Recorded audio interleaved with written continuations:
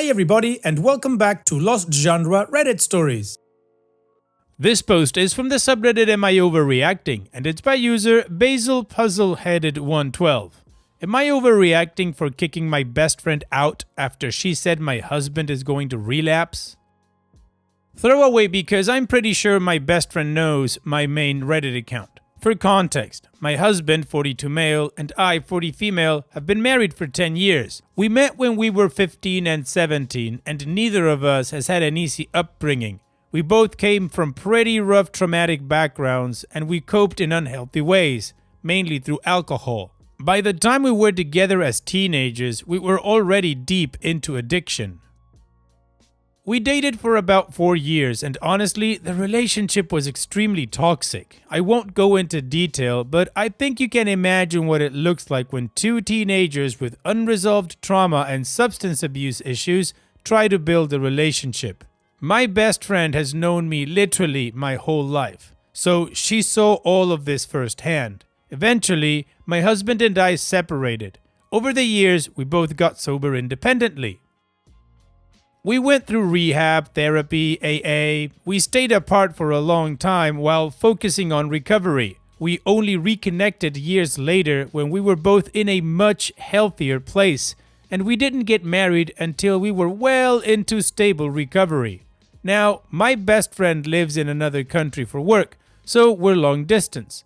We still talk all the time, messaging almost daily, and I see her once or twice a year when one of us visits. She couldn't come to our wedding back then because of financial reasons, which I completely understood. At the time, my husband and I weren't doing great financially either. Importantly, she has never expressed any concerns about my husband before, not once. Now, 2 days ago, she was in town and came over to my place. My husband wasn't home because he was at an AA meeting. Yes, we both still attend regularly, even after years of sobriety. It's something we take seriously and it helps us stay grounded. At first, everything was great. We were cooking together, laughing, catching up. Then she asked where my husband was, and I told her he was at AA. She rolled her eyes and said, "He still goes?" That immediately threw me off. I kind of laughed awkwardly and said, yeah, of course. She started going on about how people like that don't really change, and how alcoholics always relapse eventually. She kept saying she was worried about me, that I was putting myself back into a dangerous situation and that she had seen this before. What really got to me was that she kept talking about my husband like he was still the same person he was as a teenager. She completely dismissed the years of work he's put into recovery, and mine too, honestly. At one point, she even started crying, saying I wasn't listening to her and he's going to relapse and kill me. Huh? He has never been physically violent, not even when we were both deep in our addiction. I understand that she probably thinks she's protecting me, but it felt incredibly unfair and honestly pretty insulting, not just to him, but to me as well. After about 20 to 25 minutes of this, I was overwhelmed and honestly triggered. I told her as calmly as I could that I needed her to leave. She looked shocked, but didn't argue. She just grabbed her things and left. We haven't spoken since. Now I'm sitting here wondering if I overreacted. Part of me feels like I could have handled it better or tried to de-escalate instead of asking her to leave, but another part of me feels like what she said crossed a line. OP, you're not overreacting. Your friend was ridiculously rude to both your husband and yourself. I mean, if your husband is potentially dangerous, then under her own logic, so are you, because you both have the same addiction. You both still go to AA and you take it seriously. You keep doing the work and that is admirable. What your friend doing is dismissive and honestly, yeah, it sucks. If a friend of mine or a spouse of a friend of mine went through something like that, that's definitely crap I wouldn't be saying. I'd be supportive and honestly, I'd be celebrating them for their sobriety. That is an accomplishment. Now, the only question I would have is, what the hell? What would make her start talking about this crap and specifically about your husband like this? Is she trying to ruin something here? Because the only thing that she's gonna ruin is her friendship with you. And what do you guys think? Let me know in the comment section, and now let's check out the community comments. Proverbs 21:3 says, "Not overreacting. Your friend was being unnecessarily dramatic and over-involved in your business. More importantly, she triggered you. She has to leave. Makes sense to me, and if she cared as much as she says she does, it would make sense to her too." Not Samaj says, "I'm an addict and alcoholic myself. 9 years clean and sober. You're not overreacting at all. I'm so sorry about your friend. It sounds like she may need help herself. The only way I'd continue talking to her is if she apologized without being asked to." And Opie responds, "Thank you so much. She hasn't messaged me since, and I haven't either, but hopefully we can have a conversation soon, as really came out of nowhere. Congratulations on your sobriety." Aquagirl84 says, "I'm a sober alcoholic, and yes, there may have been a more therapeutic response of listening, trying to understand and guiding her, but that's not really your responsibility. What is your responsibility is to protect your sobriety, and it sounds like getting out of that conversation in the moment is what you needed to do to keep your peace, just as your hubs was protecting his sobriety by attending a meeting. So no, not overreacting. I would talk to your sponsor about this to work out, 1, if you want to keep this friendship, and if so, 2, plan a conversation to have with her about setting limits on what you will hear from her in regards to her judgment about his or your sobriety." And Opie responds, "Talking to my sponsor about it is a great idea, thank you. I hadn't thought about it as it's still very fresh in my mind, but I definitely will." And Heavy Macaron 2004 says, "Alcoholism isn't curable, and someone who used to struggle with alcohol will always be an addict in recovery because that is how addiction works. I'm sure this isn't news to you. I'm just baffled why your friend seems to be completely oblivious to this fact. My ma has been a recovering alcoholic for the past 30 years. She still goes to AA meetings every month and likely will continue to do so as long as she lives. My brother and I went with her to meetings when we were tiny children." Your friend's worry seems very specific. Does she have personal negative experience with men who are alcoholics? Does she have a partner, a brother, a father, a friend in this other country? Someone who is male and an alcoholic and a dangerous person to be around? Since she is applying the same standards to you as she is your husband, this feels gendered specific. I would worry that she is going through in her life that specifically men who are alcoholics triggers this type of breakdown.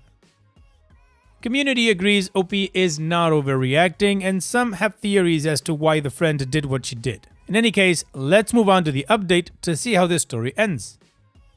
Firstly, thank you to everyone who commented on my original post. I didn't expect it to get that much attention, but I read through as many comments as I could, and it genuinely helped me organize my thoughts. It's only been 2 days, but a lot has happened in that time. A few people suggested I talk to my sponsor before doing anything drastic, which I did the same day I made the post. He knows both me and my husband pretty well and has seen most of our entire recovery journey, so I trust his perspective. He suggested I try to have a calm conversation with her and focus on explaining how her words affected me, using "I feel, I felt" statements, which I'm admittedly not great at. So I decided to FaceTime her this morning. It didn't go the way I hoped. She picked up and the first thing she said was, "So, have you finally calmed down and moved on from all that?" I still tried to stay calm and told her that I wasn't calling to argue, but to explain why what she said hurt me so much. I told her the things she said about my husband didn't just affect him, they affected me too, because I'm also a recovering alcoholic who still goes to AA. It felt like she was dismissing both of our recoveries. She started crying again pretty quickly. Some comments on my last post mentioned the possibility of projection. So I tried to ask her if something had happened, if maybe she had met someone who struggled with alcohol and was violent, or if she was dealing with something she hadn't told me about. She got defensive and said no, and told me she would never do what I did and be with a man like that. We ended up talking for over an hour, and it mostly went in circles. At one point, she said she only trusts alcoholics she knows, meaning me, because she knows I won't relapse. I pointed out that that's not really how recovery works. There's never a 0% chance of anything, including me. If anything, that's why we still go to meetings and take it seriously, even after all these years. She also admitted that she's never liked my husband. That part hurt a lot. Over the years, they've had plenty of conversations, joked around, and seemed perfectly fine with each other.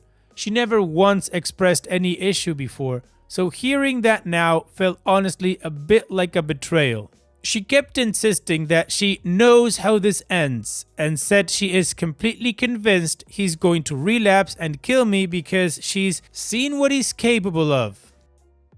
For clarity, my husband has never been violent, not once. Even at our worst, when we were both deep in addiction, he has never raised his voice at me, let alone hurt me. It was mostly just a lot of sadness and crying at that point in our life, lol.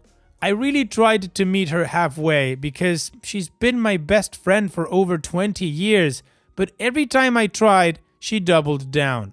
I told her I loved her and that I genuinely hope she's okay, but that I can't have someone in my life who sees me and my husband that way and refuses to acknowledge any growth. Then I told her I wished her the best and hung up. So yeah, that's where things stand with this whole thing. It really hurts, but I think some of you were right. Sometimes people get stuck seeing a version of you that doesn't exist anymore, and no matter what I say, she won't change her views. I guess I just didn't expect that from her.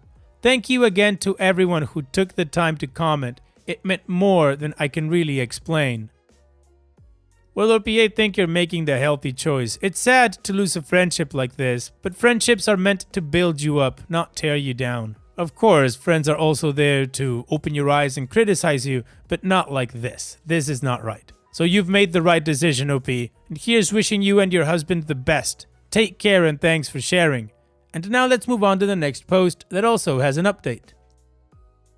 This post is from the subreddit True Off My Chest and it's by user OrdinaryFudge4087. I am starting to regret telling the other woman's husband about her flirting with my husband. About a month ago, I found a text exchange between my husband and a colleague that sounded like a continuation of a talk they had at a work outing, where she confessed that she wanted him with all her senses, but that it will never go beyond that because she loved her husband and would never hurt or disrespect him. I confronted my husband and he said it was nothing, just a drunk conversation and nothing has ever happened between them and never will. I chose to send the screenshots to her husband, and from her reaction, I think they're separated and headed for divorce. She sent me a text late last night asking if I was happy with what I did, if I could sleep well at night, and that now she is free to do what she wants now. Do you understand that I'm free to do what I want now? I hope you're happy. My mother said that I should never have contacted her husband. I am naive to believe nobody ever fantasizes about people other than their partners, and alcohol made her speak her fantasy out loud. My husband is very upset with me and said that she didn't deserve it. He is refusing to find a new job or cut contact with her.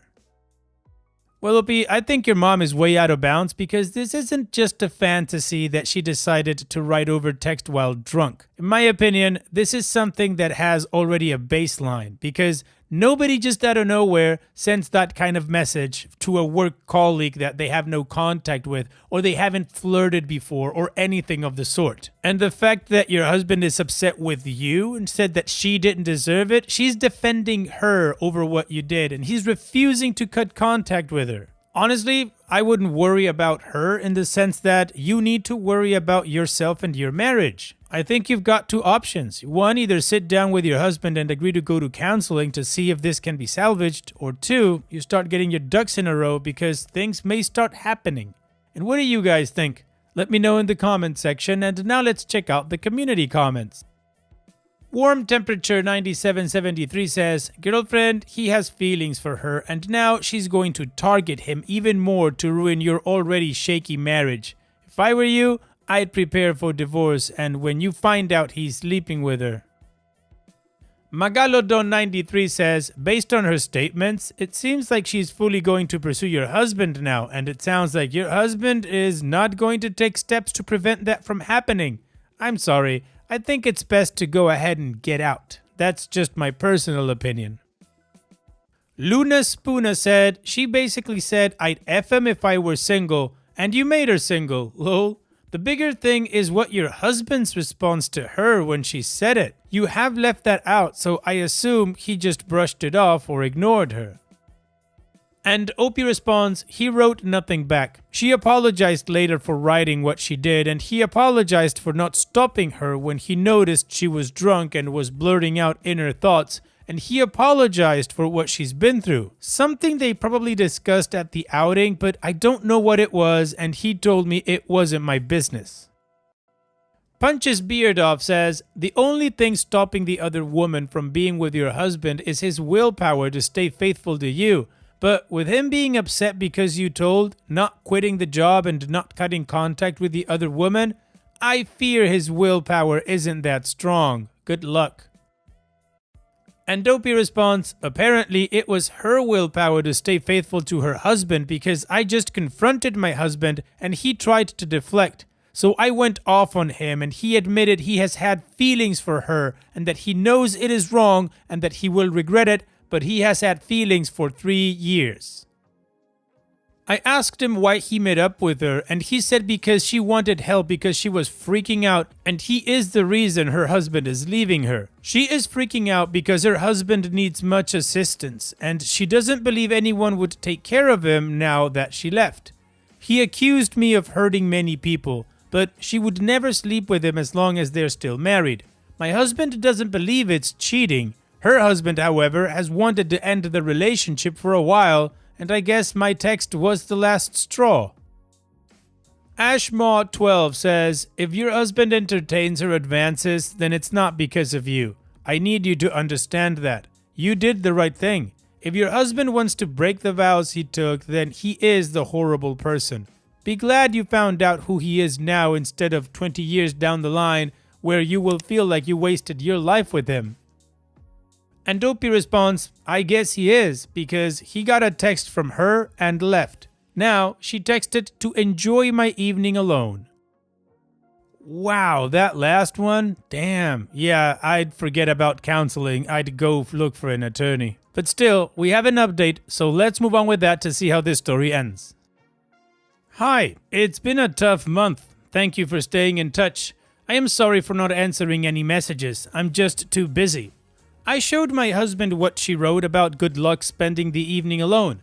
At first, he dismissed me and said she just wanted to hurt me, but then she texted me to apologize and said she was angry and didn't mean it. I never answered her, but I talked to my husband about it and he said he talked to her about it and that it was a terrible thing to say, and she agreed. So, she has quit her job and she and her husband are working on their marriage. They have both blocked me and she blocked my husband. I have looked at her last text to my husband before blocking him about how things could have been different if they were in other circumstances and that she dreamed about it sometimes, but that she loved her husband and couldn't hurt him more than she already did. She wished him a good life and told him she was blocking him, and she truly believes that there's a universe where they were both free and happy together, and that's comforting enough for her. His answer was that he wanted to believe that too, and wished her and her husband luck and happiness, and he apologized for me hurting her husband that way. She answered with a heart. Even though it never turned physical between them, somehow both believe it is safe and not cheating as long as they don't have actual sex. Her husband has always felt guilty for her sticking around, and he wanted divorce to set her free. She begged him to take her back and cut contact with everyone from her job. I have no interest in contacting her anyway, so blocking me was redundant. My husband and I don't know. Apparently, people at work are mad at him for her quitting her job, and he seems to blame me for them giving him the cold shoulder. He never said it outright that he blamed me. We're starting therapy soon. After that, I don't know. I am very depressed still, and I feel very lonely sometimes, like nobody understands me.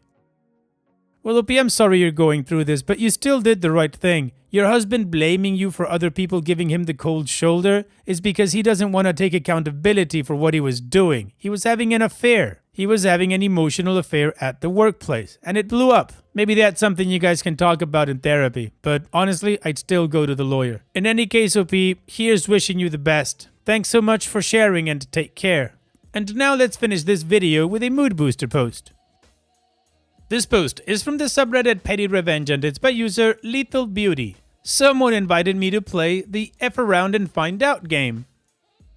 Someone parked their expensive vehicle in a way that blocked the handicap parking spot where we used to live, even crossed the blue line slightly. There were only 2 people, one being myself, who had a handicap plate. I knew the other person who needed it would not be able to get out of their car, so I didn't take the second handicap spot. While we both have valid plates for handicap parking, they need the spot more than I did. I love it when someone invites me to play the F around and find out game. Cue my behavior modification plan. The parking spot on the offending vehicle's other side was available, with it being that vehicle's driver's side. I decided I was going to park in a way that left them under 6 inches to get in their vehicle. I even pushed my passenger side mirror in to get as close as possible, leaving them with the only choice of crawling in from their passenger side. Between the day this occurred and when we moved out 6 months later, that vehicle never repeated that again. If they had been pissy and tried to dent my 10-year-old minivan, no sweat. I happened to document their license plate. The neighbors who needed the handicap parking more than I did couldn't stop laughing. The elderly woman said it made her day. And not only that, OP, but you did teach them a lesson because they never did it again. Thanks for sharing. And that's it for today's video. Thank you so much for taking the time to watch it. Now, if you've gotten to this point in the video, I assume that you like these stories that I'm reading out. So here are a couple more that you might enjoy. And if you don't have any time to watch another story right now, save it for later. And also, don't forget to hit that subscribe button.